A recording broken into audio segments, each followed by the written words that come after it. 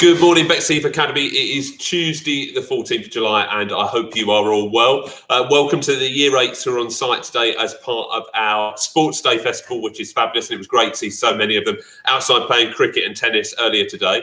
Just a reminder of what's coming up this afternoon in your various different diversity workshops that are going on this afternoon.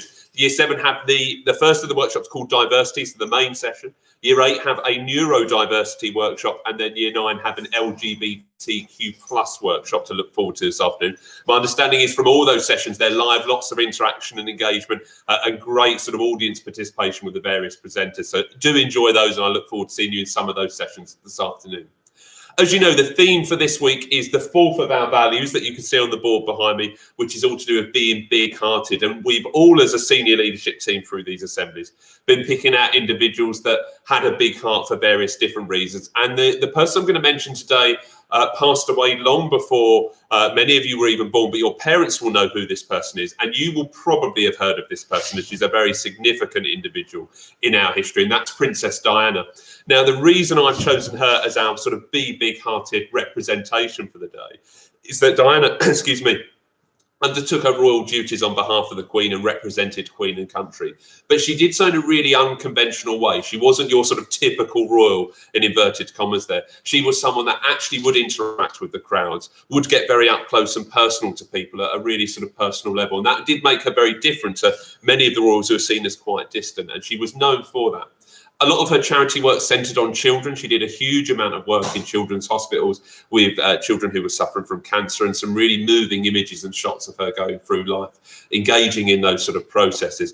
And she raised awareness of many diseases and illnesses that she campaigned really sort of longly for throughout her career, and did a lot of work for those, including AIDS patients, working with AIDS patients, but also a lot of work on the removal of landmines to ensure that people weren't injured by landmines that happened to be buried and forgotten about, and huge amounts of work there. So she was a really sort of courageous individual with the work that she did, but also always did so with that passion, that enthusiasm, and with sort of a smile and a warmth around her, and the people around her. Many people loved her for that.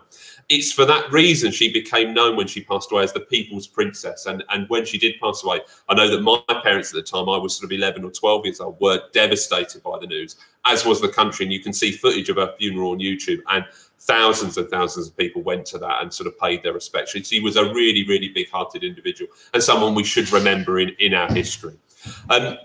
So that's who I've chosen, and for those reasons. So loads of great people to introduce you to this week and through across the week. I'm gonna do the birthday shout-outs next before I hand over to Mr. Courtney, who's got teacher shout-outs from all the great work that you guys have been doing all week. Just 3 birthdays for today. We've got Sunny in Year 9, who is 14 today, so a big happy birthday to you. Leon in Year 10, 15 today, happy birthday to you. And Frankie, also in Year 9. Happy 14th birthday to you. So I hope you have a great day, and look forward to seeing those of you in Year 9 on site tomorrow. And those of you in Year 10, I hope you're really enjoying all those different workshops. Mr. K's just appeared at my side as if he wants to come on.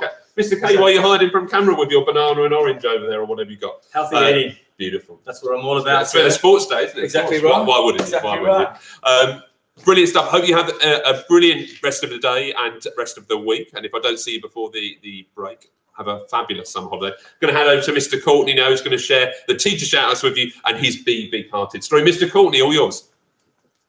Thank you, Mr. Sparks. And today, my big-hearted person is actually going to be a couple, and that is Bill and Melinda Gates. So you might think, who's Bill and Melinda Gates? Well, Bill Gates, you will probably know, who is the founder of Microsoft. But what you might not know about him is that he is also a philanthropist. And you're probably saying to me, what is a philanthropist? Well, a philanthropist is someone who is there to promote the welfare of others, and normally that's through their generous donations of money to good causes. So when Bill and Melinda Gates have given so far 45.5 billion to charitable causes since 1984, and last year alone they donated 589 million to charity. So they donate a lot of their money, and actually when you look into them, they've talked about, they've got some children, and they've said their children will only be left 0.5% each in their will of the money that they owe, and the rest of that will go to charity. So actually, you know, they're not looking at their children in terms of giving them everything. They're more worried about supporting the really good cause that they currently do. And one of the causes of support this year so far is the COVID-19 global challenge in terms of trying to get a vaccine, and they've donated $350 million to that so far. So a lot of good work there by Bill and Melinda Gates. Now, the teacher shout-outs for the remarkable work that has been going on in your lessons this past week. First of all, we've got James in Year 8 from Miss Prescott saying that James has really been enthusiastic and dedicated to his artwork since the start of lockdown. More recently, James has gone above and beyond, producing some amazing artwork, displaying key art techniques such as shading, form perspective, and abstraction.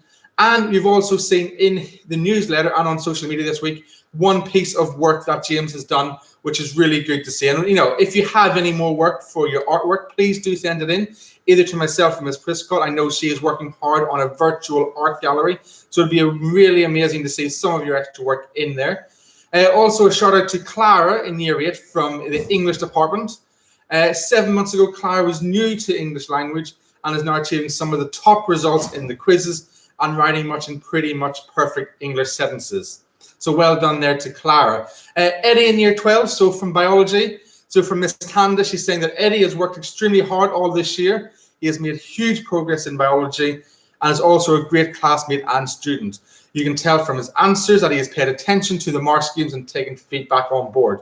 So it's really excellent to see that those three have done so well. And we've got one more shout out from the science department again, this time from Megan in Year 10. Megan has worked hard all of this year and has not let the lockdown come in the way of her progress. She is the first person to log on to the Google Meets and to finish her work. She always asks for help and clarification when she is stuck. And our confidence level in science has really gone up since the start of the year. So well done to those four who are working so hard during this time of lockdown. And I know so many of you are, as we get lots of shout outs throughout the week and also lots of great work coming in as examples. But if you do have any more, please do share those with us. Finally, it is up to me now to give you the close message. It is a disappointing day outside, so not like yesterday though with the glorious sunshine.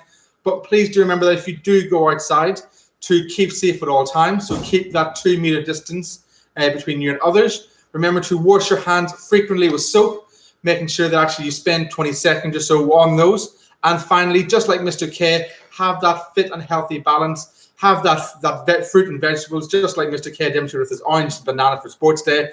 And I've also shared on social media today the virtual Sports Day. So if you have been unable to actually make it into school this week, you can take part in our virtual Sports Day, and the P department would love to see your actual messages of and work that you've done during the virtual Sports Day. So that's everything from me. Have a great Tuesday, and we will see you tomorrow.